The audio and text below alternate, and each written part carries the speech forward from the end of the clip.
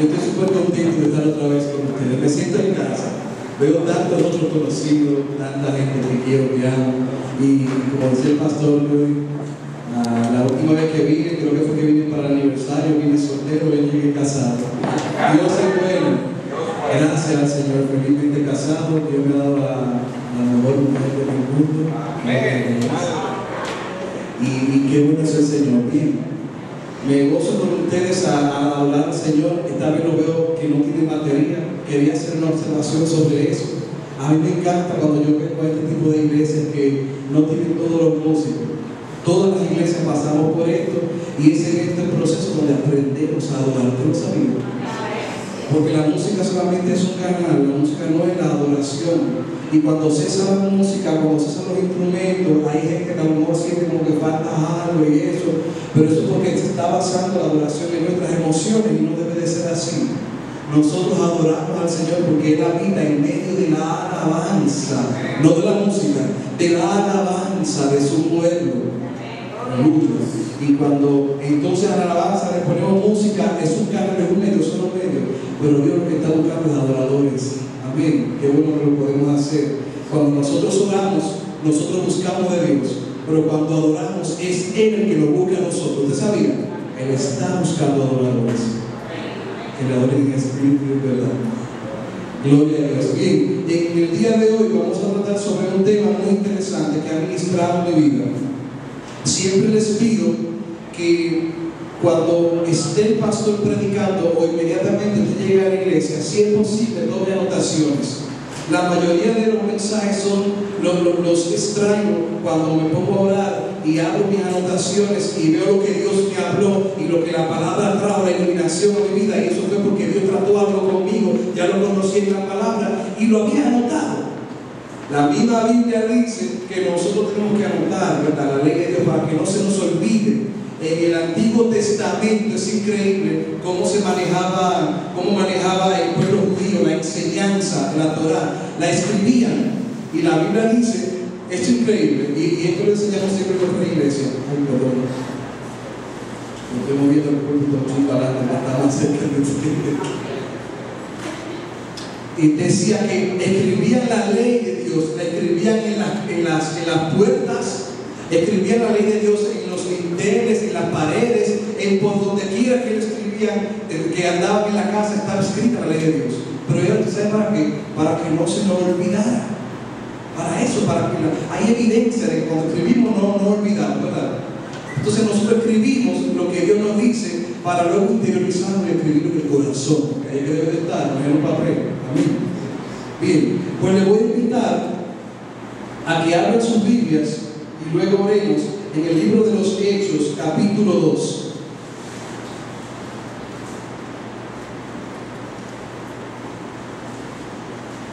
Y el mensaje de esta mañana se llama Señales de una iglesia viva. Santo, aleluya. Señales de una iglesia que está viva.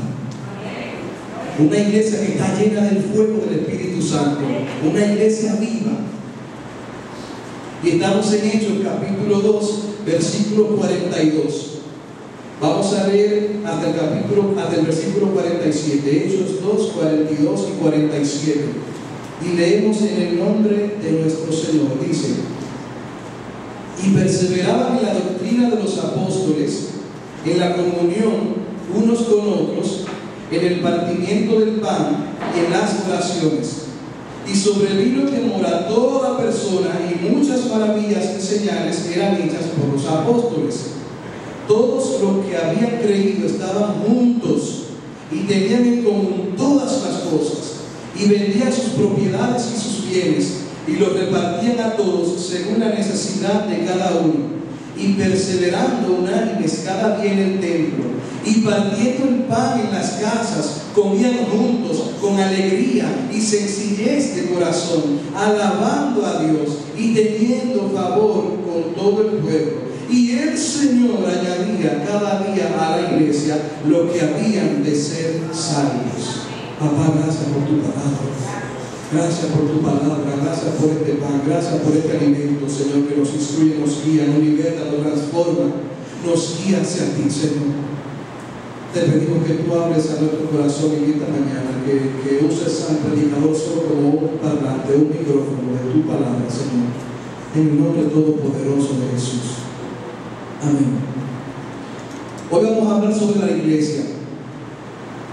Y a mí me encanta hablar del Espíritu Santo, me encanta hablar sobre misiones, sobre alabanza, sobre jóvenes, y ahora me está gustando hablar sobre la iglesia.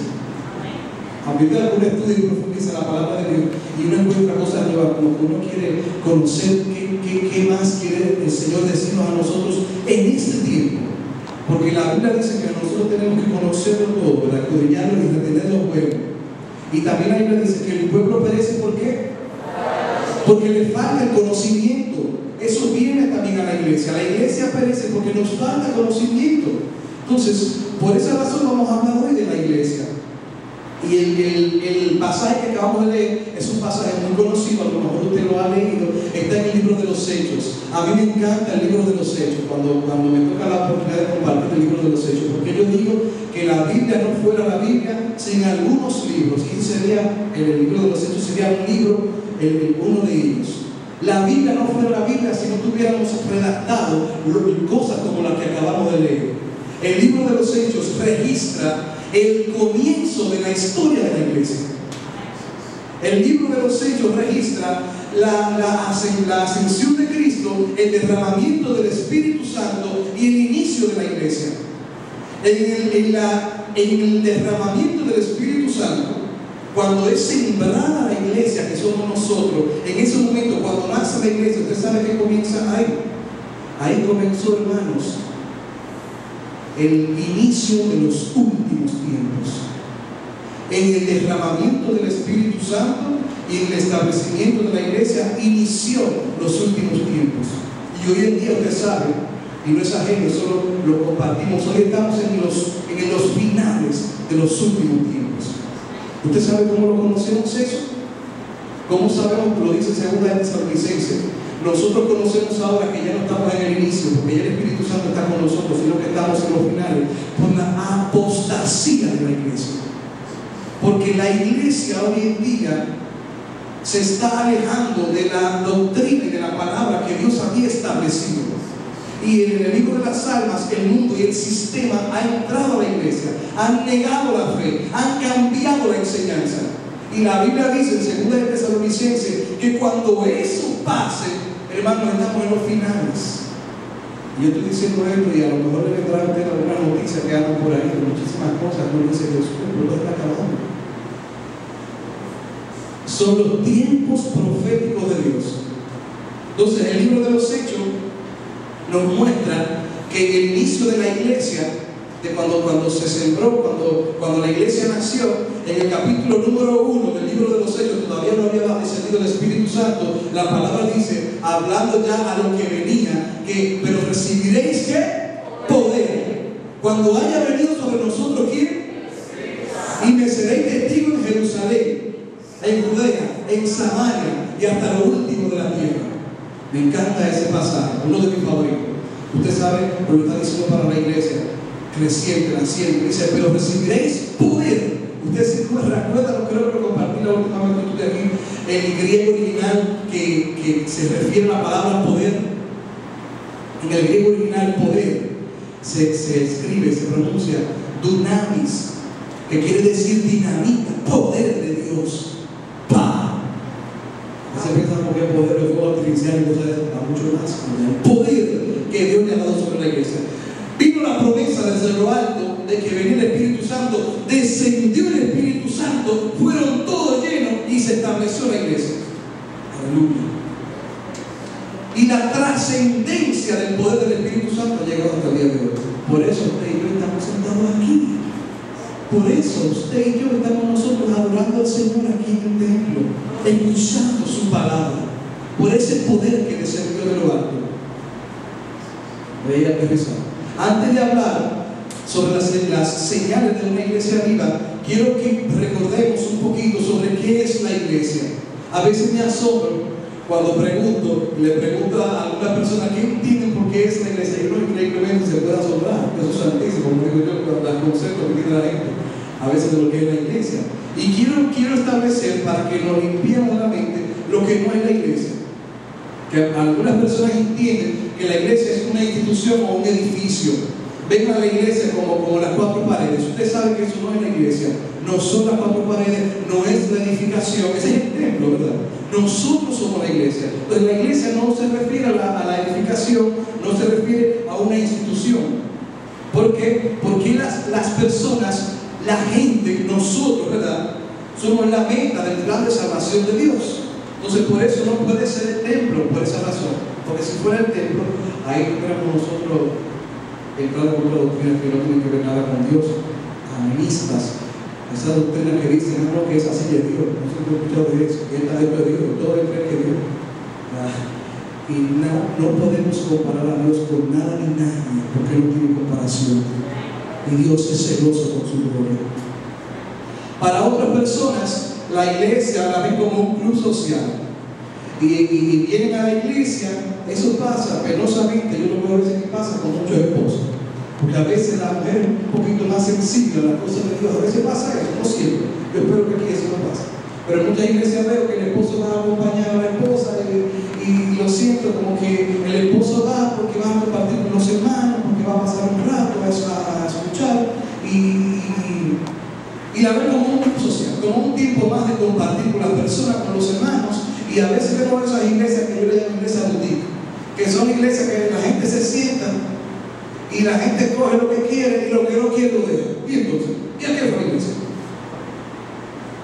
Como que son iglesias o tipo de creyentes que la concepción que tienen de lo que es la iglesia no es la correcta. La iglesia no es un grupo, jamás ni nunca lo será. Hay otras personas también que ven la iglesia como un lugar donde acuden los domingos para buscar la bendición de Dios, para que lo bendiga toda la semana.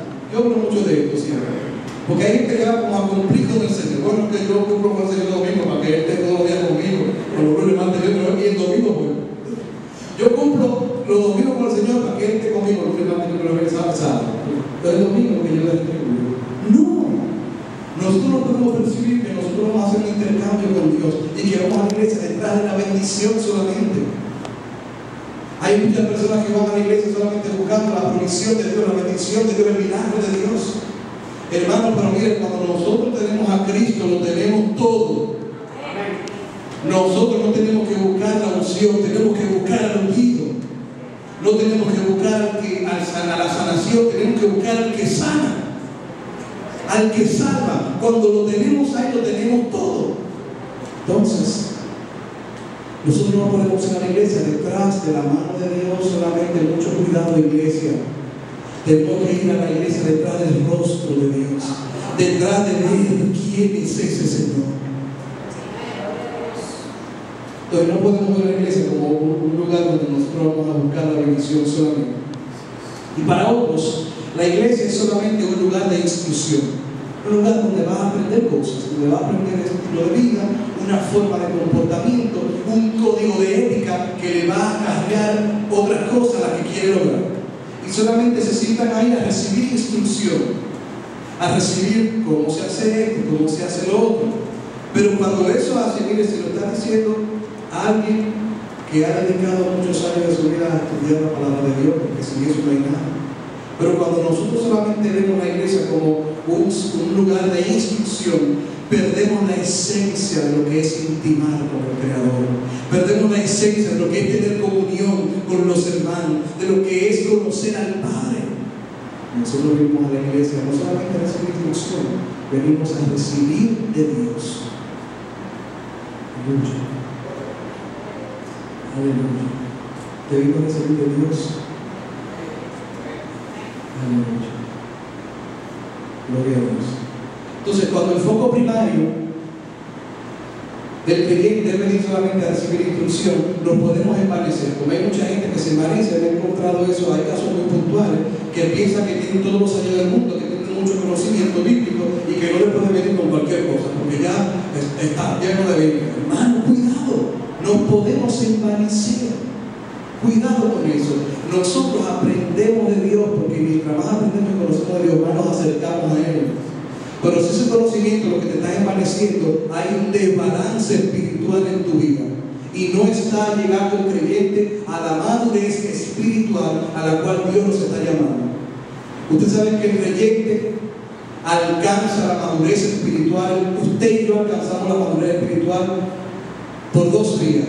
Número uno, a través de la palabra de Dios y el conocimiento, como acabamos de hablar, pero también a través de experiencias con Dios. Es necesario que tengamos experiencias con Dios a través de su palabra. Ni una cosa divorciada de la otra. Tiene que haber el equilibrio.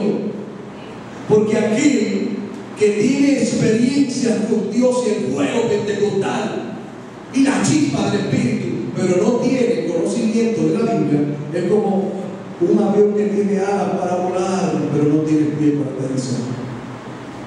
Lo mismo pasa cuando una persona solamente tiene conocimiento con Dios y no tiene alas, que no tiene experiencias. Es como si fuera un avión que tiene las ruedas para arrancar, pero no tiene alas para volar. Tenemos, hermanos, iglesia, camino de victoria, que para llegar a la madurez cristiana que Dios anhela, tener conocimiento bíblico y experiencia con Dios. Aleluya. ¿Están conmigo? ¿Están entendiendo? Aleluya. Entonces, si pudiéramos definir qué es la iglesia, les voy a acordar lo que dice la Biblia sobre lo que habla, sobre lo que somos nosotros. La Biblia habla en metáfora cuando se refiere a la iglesia. Y la Biblia comienza a decir, tengo todas las citas bíblicas de lo que voy a mencionar, esto está en 1 Corintios, que la Biblia, la iglesia es el cuerpo de Cristo. Cristo es la cabeza, la iglesia compone entonces el cuerpo. Los que están en comunión con Dios, los que están en dirección con la cabeza, que es la que manda, la que ordena lo que debe hacer el cuerpo, entonces se puede decir que es el cuerpo de Cristo. Significa entonces que nosotros no podemos estar conectados a Él. No podemos decir, sí, que yo estoy conectado a Dios, si yo estoy conectado a mi hermano. ¿Y qué? No, yo soy, como se usa ahora, yo soy espiritual. Yo no creo que no soy espiritual. ¿Qué es eso? Usted usa más el Facebook, pero yo digo que he estado no religioso, soy espiritual. ¿Qué es eso? Entonces, la iglesia es el cuerpo de Cristo. Y para ser un cuerpo, para que este brazo sea parte de mi cuerpo, tiene que estar pegado. ¿Sí o no? Pues yo no puedo decir que soy iglesia cuando yo no me congrego, cuando yo no me identifico con la causa. Pues dice la Biblia que la iglesia es el cuerpo de Cristo. También dice la iglesia en 1 Pedro que nosotros somos el pueblo de ¿quién? El pueblo de Dios. Somos el pueblo de Dios, hermano. Usted tiene que sentirse, usted tiene que verse como Dios lo ve a usted. El pueblo que Dios compró, que Dios adquirió a precio de sangre. Aleluya. Eso nos hace a nosotros verlo con valor. Cuando nosotros entendemos quiénes somos en Cristo, entonces nos hace vernos a nosotros con valor y saber hacia dónde vamos y a dónde podemos llegar en Cristo.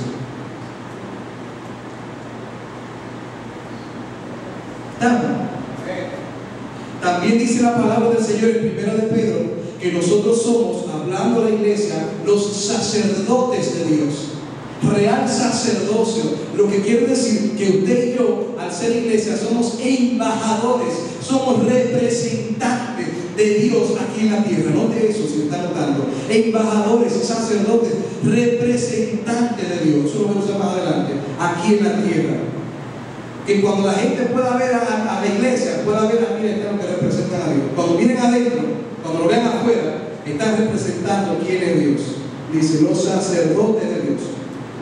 También dice que la Biblia es una metáfora que la iglesia es un organismo vivo, no es un organismo muerto. La iglesia no es un sistema que está obsoleto ni muerto, sino que está viva. Lo dice en 1 Corintios 12, hablando, cuando habla de los dones espirituales y habla del cuerpo.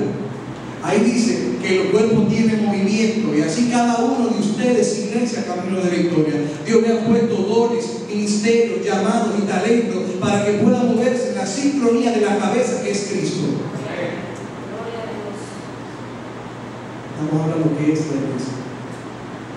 Y también la iglesia habla, la Biblia habla, en 2 de Corintios, habla en Efesios, habla en Apocalipsis, que la iglesia es la esposa de Cristo. que la iglesia es la esposa que espera volver a su Salvador, que se está preparando, ataviada, que se está preparando bella, preciosa, hermosa, para esperar a su esposo cuando se manifieste la segunda venida. Yo que acabo de pasar por ese proceso, yo quiero hablar hoy con mucha convicción de lo que estoy diciendo. Yo le decía a mi esposa y a mi amigo que ya no entiendo por qué la Biblia habla de la boda del Cordero, la compara la unión de la iglesia con Cristo como la boda del Cordero. Pues yo veía a mi esposa tan radiante, tan preocupada, tan detallista, para que todo saliera bien, para que yo la pueda encontrar preciosa, bella, hermosa, limpia, tallada. Y yo decía, wow, Señor, esto es increíble. Y ahí puedo entender más el significado de la palabra. Hermanos, nosotros somos la esposa de Cristo. Así lo dice, estoy hablando de lo que es la iglesia. Entonces, sabiendo nosotros qué es la iglesia, más o menos, entendiéndolo, discerniéndolo, pudiéramos nosotros preguntarle, ¿cuál es, hermano, el propósito número uno de la iglesia? ¿Cuál es el propósito? ¿Para qué nosotros existimos? ¿Para qué nosotros venimos cada domingo, cada miércoles, cada día que hay servicio? ¿Para qué nos reunimos en los diferentes lugares? ¿Para qué nosotros existimos como iglesia? La iglesia la conformamos nosotros, los seres humanos, las personas conformamos la iglesia. Y para nosotros definir el propósito de la iglesia, como nosotros somos los que conformamos la iglesia, tenemos nosotros entonces que ver el propósito para el cual nosotros hemos sido creados. Y eso está en el libro de Efesios. El libro de Efesios, me parece en el capítulo 2, dice que nosotros hemos sido creados ¿para qué? Para la alabanza de qué. Se lo voy a leer. Según nos escogió en Él antes de la fundación del mundo, para que fuéramos santos y sin mancha delante de Él. En amor nos predestinó para adopción como hijos, para así mediante Jesucristo, conforme al beneplácito de su voluntad, para la alabanza de la gloria de su gracia que gratuitamente ha impartido sobre nosotros en el amado. En Él tenemos redención mediante su sangre, el perdón de nuestros pecados, según las riquezas de su gracia que ha hecho abundar para con nosotros. Lo que nos está diciendo ahí, ¿qué saben? Iglesia, que nosotros hemos creído para la alabanza de la gloria de Dios. Entonces Dios nos escogió, según lo que acabamos de leer, según el beneplácito de su voluntad. ¿Saben qué quiere decir eso? Lo que está diciendo es que Dios se propuso formar la iglesia para su gloria. Dios se puso formar su iglesia para su gloria. Entonces, definimos qué es la iglesia. Definimos cuál es el propósito de la iglesia, darle gloria a Dios. Ahora definamos qué es la gloria de Dios, hermano. A veces usamos el no, gloria a Dios, gloria a Dios. Y estamos lejos de lo que significa la gloria de Dios. Hermanos, miren, la palabra gloria de lo que acabamos de leer, para gloria de su gracia, para gloria de su alabanza, lo que quiere decir, si nosotros nos vamos a la traducción literal, cuando fue escrito en el hebreo y en el griego, en el hebreo, que es cuando sale la primera vez la palabra gloria, la palabra que utiliza se llama kabod. Y kabod significa algo que no es sencillo, algo que no es ligero, algo que es pesado, algo que tiene sustancia, algo que tiene valor. Eso habla la palabra gloria en el hebreo. Ahora, si nos vamos al griego, usted sabe que la Biblia fue escrita en el Antiguo Testamento en hebreo y en el Nuevo Testamento en griego y arameo. Si nos vamos al griego, entonces la palabra gloria significa opinión. Increíble. Cuando nosotros mezclamos los dos significados de lo que dice la Biblia, pudiéramos entonces nosotros entender que cuando hablamos de gloria, cuando decimos que yo hago esto para la gloria de Dios, lo que yo estoy diciendo es que lo que yo hago debe de ensanchar la opinión de lo que otros tienen de Dios. Que lo que yo hago, lo que yo digo, como yo me muevo, como yo me comporto, mis acciones, mis pensamientos, le presenten a las otras personas que me están viendo una opinión aún más grande de quién es Dios. Eso es la gloria de Dios. Y la palabra sigue hablando en diversas ocasiones sobre la gloria, y habla también de una luz brillante, y todo lo que es su gloria manifiesta, engloba su poder, su gracia, su amor, su sabiduría, su fidelidad, todo lo que nosotros cantamos, todo eso lo engloba la gloria de Dios, la exaltación, el levantamiento de quien es Cristo, todo eso lo engloba la gloria de Dios. Aleluya. Y la palabra dice en el Salmo 19 que los cielos cuentan la gloria de Dios, dice la palabra. El Salmo 19, y el firmamento anuncia, el cielo anuncia que hay un creador que lo hizo, anuncia las obras de tus manos. Y sigue diciendo el Salmo, y un día le dice al otro día, hay un Señor que te creó.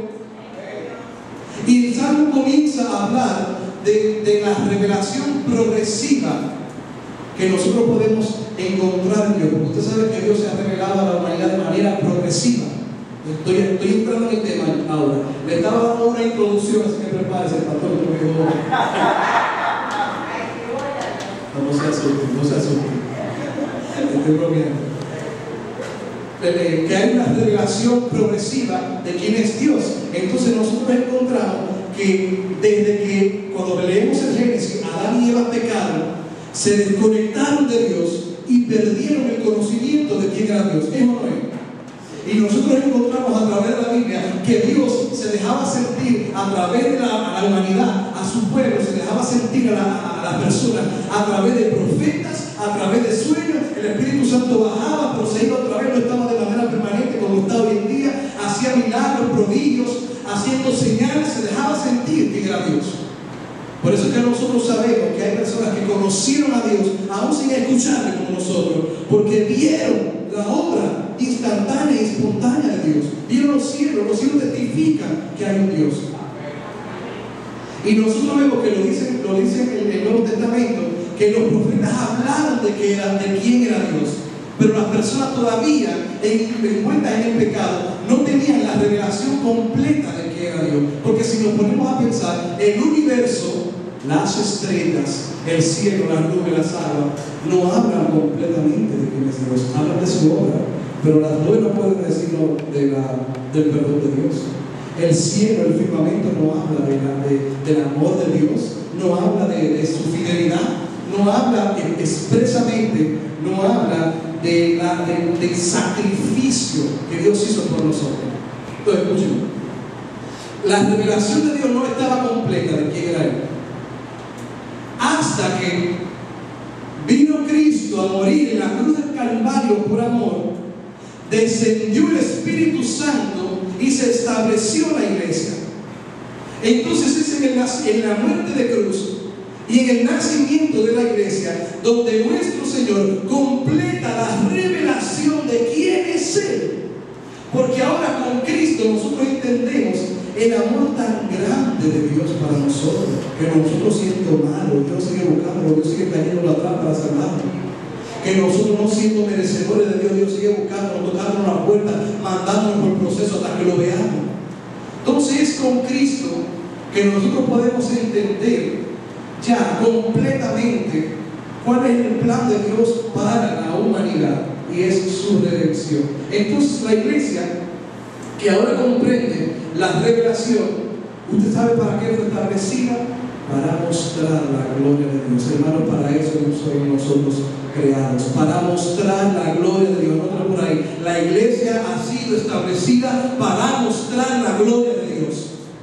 Con la muerte de nuestro glorioso amado Señor Jesucristo, con el derramamiento del Espíritu Santo, entonces se estableció la iglesia, como le dije al principio, como señal del inicio de los últimos tiempos. Por eso es que nosotros comenzamos a ver en el libro de los Hechos que tantos milagros, tantos prodigios, la gente decía, esto que está trastornando, algunos han llegado, y ¿qué es lo que está pasando? Todos alborotosos, que hablan de uno que llama Cristo, y las personas cambian, son transformadas, y le cambia la mente, como me decían amigos de la iglesia, te lavaron el cerebro, aleluya, te vas a volver loco, perdiste tu juventud, y lo que hice fue que la gané todo lo contrario, toda mi familia de Dios. Gloria a Dios. Hermanos, entonces, antes de enumerar las señales de una iglesia viva, yo quiero que nosotros pensemos un poquito en la perspectiva que tiene Jesús, según la Biblia, sobre la iglesia. La perspectiva que nos enseña la palabra de Dios sobre cómo quiere Jesús la iglesia. Y esto lo voy a hablar en base a Tito 2.14. Tito 2.14, no lo tienen que buscar, dice: Él dio su vida para liberarnos de toda clase de pecado, para limpiarnos y para hacernos su pueblo, totalmente comprometidos a hacer buenas acciones. En base a este texto nosotros podemos sacar que Cristo quiere una iglesia viva, que nuestro Señor quiere una iglesia que esté viva, una iglesia que se mueva, una iglesia que ejerza su sacerdocio, que ejerza para lo que ha sido llamado. Por eso es que nosotros los creyentes no tenemos nada de imagen de nada que esté muerto. En nuestras iglesias aquí no hay nada de lo que está muerto ni nada de lo que ha pasado. Nuestra vida está en lo alto. Ni siquiera usamos al Cristo crucificado, que a veces hay muchas personas que llegan a la iglesia nuevo y no entienden o cuestionan por qué es eso, pero es porque el Cristo crucificado es un símbolo de amor. Pero lo que nos da poder a nosotros, lo que nos mantiene sentados en esta silla, es la resurrección de Cristo. Ya Cristo no está muerto, ya no está crucificado, se levantó de la tumba, dice la palabra. Aleluya. Por eso es que nosotros nada que esté muerto, no queremos nada de muerto. Nosotros vida, restaurando vidas. Cristo quiere una iglesia santa, apartada, purificada y guardada de los últimos tiempos. La primera vez que vine aquí a hablar sobre la santidad. Me encanta hablar sobre la santidad. Santidad es sinónimo de alegría. Pero vivo compartiendo eso, porque a veces piensa que santidad es una gente que está con mucha duro, porque no pega la bola, no hace nada, porque no, hermano. A veces asumimos como que la santidad es una gente como la conmiseración. Entonces, lo que quiero decir, una gente que es como que usa una forma por allá abajo, y entonces tenemos el concepto de santidad, lo tenemos mal definido. Nosotros tenemos que gozarnos en ser santos, en apuntar a la santidad de Dios. Tenemos que gozarnos en decir que la Biblia dice que seamos santos. Estamos en un proceso. Santidad es alegría, hermano, veámoslo así. Y Dios quiere una iglesia que sea santa. Y también Dios quiere una iglesia comprometida a hacer el bien. La palabra iglesia en el griego se llama eclesia, los llamados a estar fuera, ay santo. Iglesia significa los llamados a estar fuera, los comprometidos que están llamados a estar fuera. Y Dios quiere una iglesia comprometida a hacer el bien. Y vamos a volver al pasaje que leímos al principio de Hechos 2:42. Y aquí sí vamos a comenzar a enumerar las señales de una iglesia que está viva.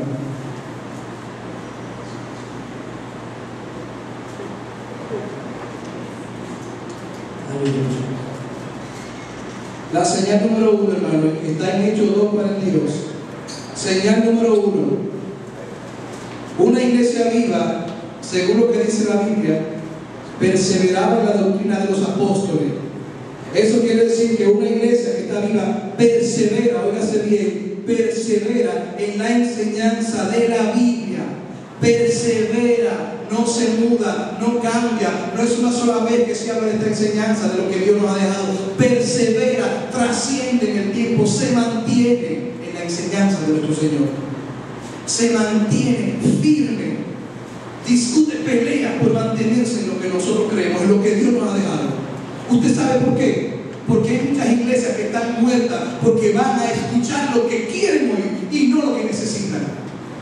Hay muchos creyentes que vienen a la iglesia a sentarse a que le digan cosas que le hacen sentir bien. Y tú puedes y tú lo vas a lograr. Sí, pero es con Cristo que lo vas a hacer. Y Cristo te va a pasar por un proceso donde te va a doler, pero vas a sacar como la plata hasta que tú no te veas como el platero, que la plata la pone en el fuego, hasta que tú no veas tu rostro ahí, tú no vas a salir de eso. Entonces, hay iglesias que no perseveran en la doctrina de la Biblia, le dicen a la gente lo que quieren oír y no lo que necesitan. La gente necesita saber que somos pecadores, necesita saber que necesitamos de Dios, necesita saber que si nosotros no buscamos de Dios, vamos camino al infierno. A veces nosotros el mismo sistema, la misma iglesia nos hace a nosotros, y me incluyo, a nosotros no quieren enfrentar a las personas con el pecado, pero necesitamos una iglesia que enfrente al pecado. Y la iglesia no está, en muchas iglesias no está perseverando en la doctrina de la Biblia. Hermano, si lo que predica el pastor, si lo que usted ve aquí en la iglesia no trabaja con su corazón, oremos, hermano. Usted tiene que analizar. Entonces, la evidencia de una iglesia viva y llena del Espíritu Santo es que enseña la Biblia con temor y reverencia y humildad. Porque esa es la actitud, hermano. Entonces, de que yo estoy en la Biblia, dice esto, usted va para el infierno. Es una iglesia que produce, que comparte la verdad con la reverencia.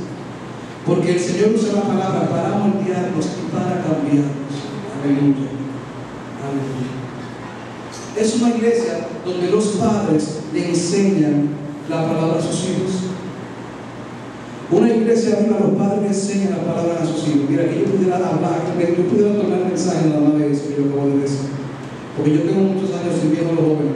Y no son una de las veces donde el papá viene y me dice: ¡ay, no quiero venir a la iglesia! Porque entiende que el día de joven tiene que santificar al muchacho. Pero yo lo veo una vez a la semana, usted lo ve todos los días.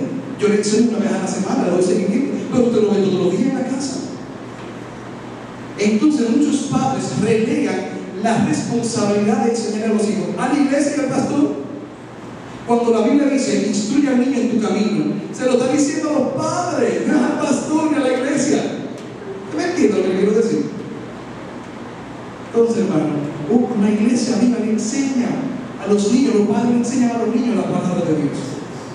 La señal número 2, según Hechos 42, perseveraban también en la comunión unos con otros. Perseveraban en la comunión unos con otros. Esto quiere decir, hermano, que permanecían unidos. Déjeme decirle algo: Dios no quiere saber nada con división. Dios no quiere saber nada de división. A Dios le gusta la multiplicación, le gustan las semillas que se siembran, pero las iglesias que se dividen son iglesias que acarrean maldición. Dios no quiere saber con nada que esté dividido. La oración más larga de Jesús, ¿sabe por qué fue? Por la unidad, en Juan 17, por la unidad del Espíritu, porque el Señor sabía que iban a llegar en este tiempo de la apostasía, división de la iglesia. Cuando la iglesia está dividida, pierde poder. Cuando la iglesia está dividida, mirando, los líderes están mirando para diferentes puntos, los hermanos están pensando diferentes cosas, pierde fuerza. Una señal de una iglesia viva es porque permanece unida en el propósito para el cual Dios lo llamó, para el cual Dios les estableció, para el cual Dios les puso en este lugar. Permanecen en unidad, hermanos. Están todos apuntando a la gloria de Dios. Hermanos, seamos solícitos. Como dice la palabra, seamos solícitos en guardar la unidad uno con otro. Cuiden al pastor y cuiden a Clarisa. Hermanos, cuídenlos. Sean celosos con lo que las personas hablan de ese hombre y esa mujer de Dios. Cuídenlo, hermano. No hay iglesia perfecta. Siempre, hermanos, que se levantan y algunos están inconformes con el trabajo. Cuidémonos del enemigo, que no siempre se sale de nosotros. Sembremos bendición. ¿Usted sabe cuál es el mejor pastor? El mejor pastor del mundo. ¿Usted sabe cuál es? El que usted tiene en su iglesia. Ese es el mejor pastor. Es el que está todos los días con usted ahí. El que está orando junto a su esposa todos los días. El que está dándole seguimiento. El que está preocupándose para que usted dé las cosas de Dios. Ese es el mejor pastor. Hermanos, cuidemos la unidad de la iglesia. Líderes, cuidemos la unidad. Seamos celosos. Cuando algo no ande bien enfrente, lo comparten, lloren, abrácense, ríanse, porque va a pasar. Pero cuiden la unidad de la iglesia para que el enemigo, el diablo, el Señor reprenda, no se intrometa en las cosas de Dios. Señal número 3. Perseveraron también en el partimiento del pan y en las oraciones.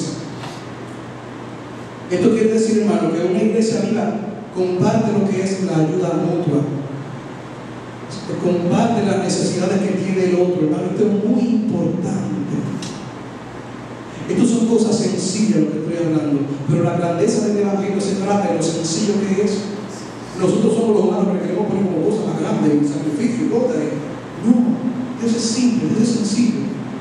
Entonces nosotros tenemos que ayudarnos unos con otros. Aquella iglesia donde los hermanos se ayudan, identifican las necesidades de cada uno y se ayudan, es una iglesia que está viva.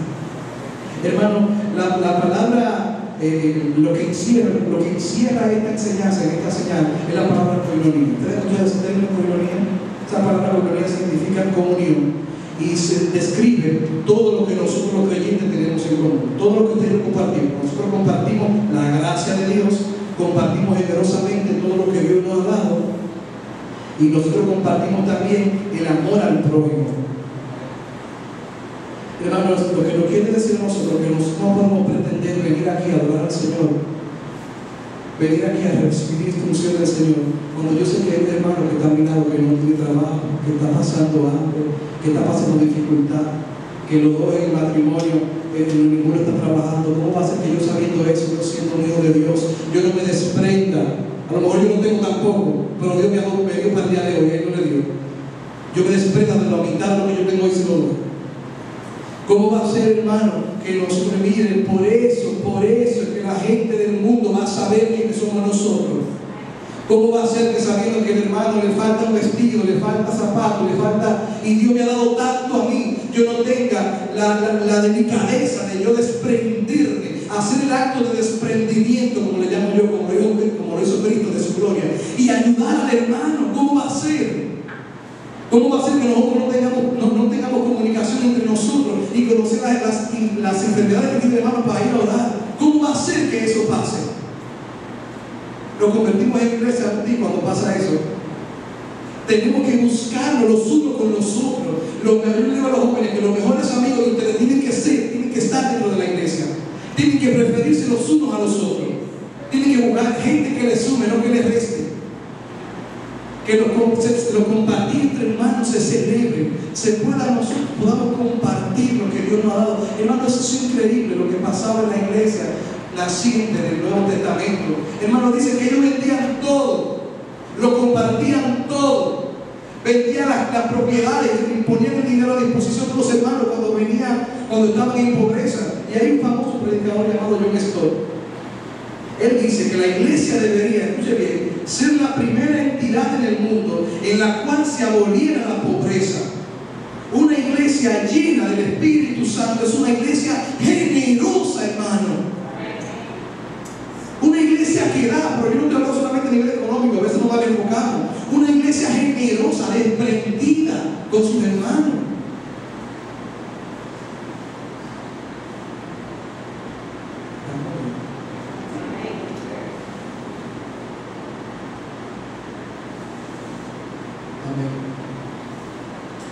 Esto es muy penoso a veces, hermano. Porque hay iglesias, yo lo he visto, que no tienen este tipo de comunión. Y da mucha pena, hermano, porque nosotros somos todos lavados por la sangre de Cristo. Somos hermanos todos. Y si Dios me dio a mí, yo estoy hablando. Porque Dios me ha dado tanto. A mí y a mi esposa nos ha dado tanto. Y nosotros tenemos que ser iglesia de este tipo en respuesta a lo que Dios nos ha dado a nosotros. Nosotros hemos sido salvados. Nosotros tenemos que mostrarle al mundo lo que nosotros tenemos, hermano. No podemos pretender tener un aspecto de adoración si nosotros nos hacemos indiferentes de la necesidad. Porque la iglesia fue plantada por el Señor para mostrar su gloria. Y Dios es un Dios relacional. Dios se deja sentir a través de las relaciones.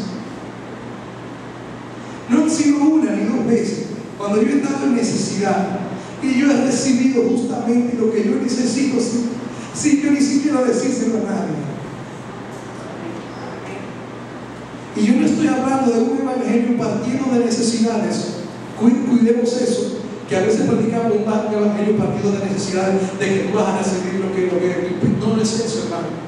Es la gracia y el amor de Dios. Ahí es donde se traduce la llenura del Espíritu Santo. Es ahí, hermano. Son en esos frutos apetecibles.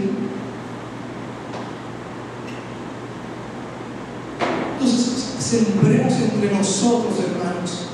Hagámonos un estilo de vida eso dentro de la iglesia. La ayuda mutua. La señal número 4. Dice la palabra que ellos tenían un profundo temor reverente. Vino sobre ellos y los apóstoles realizaban muchas señales milagrosas y maravillas. Otra señal de que la iglesia estaba viva es que reconocían que Dios estaba en medio de ellos.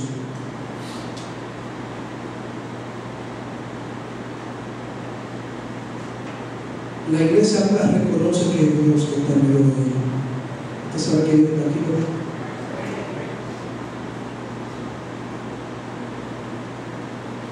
Porque sin fe es imposible que le saquemos una sonrisa al Señor. Así que si a alguien le falta fe en esta mañana, pídase la señal de Dios, no se vaya. Y Señor, así como usted la pida, si se la da.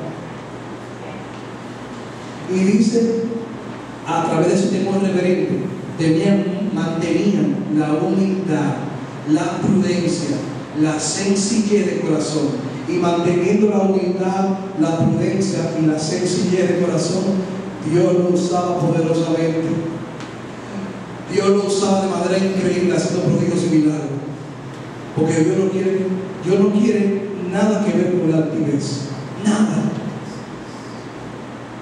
Y esa gente de antes, esa gente no andaba con guardaespaldas, ni tenían 7 años de seguridad, ni tenían un número de gente para no poder llegar a esa gente a pedir un consejo. Nada de eso.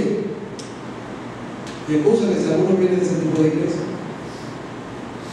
Era gente sencilla, asequible, mantenía la humildad y la sencillez de corazón. Y Dios lo usaba. Aleluya. Señal número 5.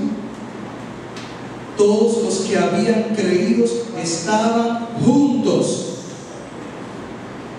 Una iglesia viva no deja de congregarse, pase lo que pase. Una iglesia viva no deja de congregarse, pase lo que pase. Y ojo aquí, ustedes no tienen templo propio, igual que la iglesia. La iglesia la conformamos nosotros. Si un día nos mudamos de aquí y lo que tenemos es parqueo de Plaza Lama, con el mismo gozo con que venimos aquí, no vamos allá. Porque nosotros somos la iglesia. Y una iglesia que está viva entiende que no necesita las 4 paredes para poder adorar al Señor. Porque nosotros somos los que conformamos la iglesia. En las casas, en las marquesinas, en las salas, como celebramos nosotros. Y una iglesia que hace esto es una iglesia que está viva. Y hay iglesias que pasan por el desierto. Muchas iglesias que pasamos por este tipo, que no tenemos templos propios. Eso es un proceso de Dios, enseñando a la iglesia el desierto de Dios. La escuela de Dios, ¿tú sabes cuál es el desierto? Donde uno aprende en el desierto. Entonces la iglesia que está viva se mantiene junta, unida, se mantiene junta. Esa es la señal número 6. La señal número 6, estoy ya casi acabando para que no se asuste.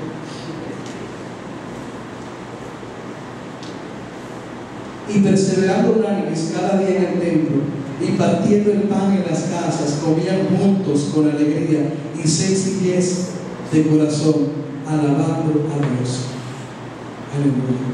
Hermano, esto habla de lo que ellos estaban haciendo ahí. Si leemos la versión NTV, la Biblia Nueva Traducción Viviente, que me encanta esa traducción, esa Biblia dice que estaban adorando juntos al Señor en el templo. Se reunían en la casa del Señor para la Santa Cena y compartían su comida. Lo que nos está diciendo en la señal número 6 de una iglesia viva es que una iglesia viva mantiene el fervor de la adoración, no lo apaga. Mantiene el fervor de la adoración, se involucra en la oración. Este es el modelo de la Recopa que nosotros usamos en H. Oración con adoración. Mantiene la adoración y no cesa la oración. Y asimismo la reverencia y cultivando entonces todo lo que es la comunión entre los hermanos. Es una iglesia viva. Señal número 7. La Biblia dice y teniendo favor con todo el pueblo. La señal número 7 de una iglesia viva es que la iglesia tenía buena voluntad para las personas que les rodeaban, para las personas que miraban a la iglesia. Una iglesia que está viva, cuando los que estén afuera nos miran, nosotros tenemos que tener buena opinión delante de ellos, porque ellos ven cómo nos tratamos nosotros, porque ellos ven cómo somos nosotros. Y la señal número 8, con esta termino ya. Y el Señor añadía cada día a la iglesia los que habían de ser salvos. Y fíjense aquí, que veo una lista de cosas que hacían los creyentes. Al final el resultado era que la gente se añadía a la iglesia. Ellos, el estilo de vida de ellos, guiados por el Espíritu Santo, por la llenura del Espíritu Santo, les hacía a ellos ser espontáneos en la evangelización. Porque ellos habían entendido que lo que Dios les había dado era tan bueno, que la gente lo veía y ellos querían de eso que Dios les había dado. Pues yo quiero de eso que tú tienes. ¿Dónde yo lo encuentro? Se llama Cristo. Y Dios comenzaba a añadir entonces lo que había de ser salvos. Hermano, este pasaje yo me apoyo de él, porque no me gusta cuando nosotros la iglesia nos apoyamos en programas y en encuentros y en muchísimas otras actividades para atraer al perdido. No. A veces relegamos la responsabilidad evangelística a una actividad o al pastor. Como yo lo dije la última vez, el pastor no pare ovejas. Son las ovejas las que paren ovejas. ¿Usted sabía? El pastor la tranquila, el pastor la cuida, le da alimento, le exprime. Pero son las ovejas que paren ovejas, hermano. ¿Usted lo sabía? El pastor se le pega todo el bajo a las ovejas. Pero la que paren ovejas son las ovejas. Hermano, esto debe ser una dinámica espontánea de la iglesia. Esta evangelización, que la gente nos vea, quieran lo que nosotros tenemos. Aleluya. Una iglesia viva se mantiene en la evangelización. Hermanos, ¿estamos vivos? ¿Estamos vivos? Amén, aleluya. El Señor quiere traer para nosotros, para este tiempo, una renovación. A Dios le encantan las cosas nuevas. A Dios es un Dios experto en crear cosas nuevas. Así que vamos a terminar este tiempo y vamos a orar al Señor para que el Señor siga poniendo en nosotros, iglesia, una unción fresca, una unción nueva, una unción renovada, para que nosotros podamos seguir siendo esa iglesia que está en el corazón de Dios. Una iglesia que esté nueva, redimida, transformada. Hermano, que cuando los familiares tuyos te vean y vean cómo tú te comportas, el cambio, y mira, ¿qué es lo que te ha pasado? Puedan ver a Cristo en ti. Cuando los compañeros de trabajo tuyos puedan te observen cómo tú trabajas, o cómo tú te manejas en la universidad, los compañeros de estudio, cómo tú mantienes tu integridad, ellos puedan ver, wow, pero ven acá, ¿qué es lo que tú tienes? Es un asunto de todos, hermano. Es un asunto de todos, no de la iglesia. Vamos a hablar.